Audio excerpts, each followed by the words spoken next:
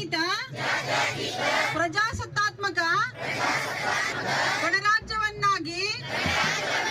ರೂಪಿಸುವುದಕ್ಕಾಗಿ ಭಾರತದ ಎಲ್ಲಾ ಪ್ರಜೆಗಳಿಗೆ ಸಾಮಾಜಿಕ, ಆರ್ಥಿಕ ಮತ್ತು ರಾಜಕೀಯ ನ್ಯಾಯವನ್ನು ವಿಚಾರ, ಅಭಿವ್ಯಕ್ತಿ, ನಂಬಿಕೆ, ಧರ್ಮ ಮತ್ತು ಉಪಾಸನೆಯ ಸ್ವಾತಂತ್ರ್ಯವನ್ನು, ಸ್ಥಾನಮಾನ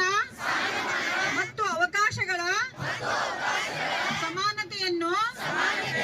ದೊರೆಯುವಂತೆ ಮಾಡುವುದಕ್ಕಾಗಿ ವ್ಯಕ್ತಿ ಗೌರವ, ದೇಶದ ಏಕತೆ ಮತ್ತು ಸಮಗ್ರತೆಗಾಗಿ ಎಲ್ಲರಿಗೆ ಭ್ರಾತೃತ್ವ ಭಾವನೆಯನ್ನು ಮೂಡಿಸುವುದಕ್ಕಾಗಿ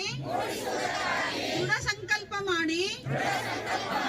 ನಮ್ಮ ಸಂವಿಧಾನ ಸಭೆಯಲ್ಲಿ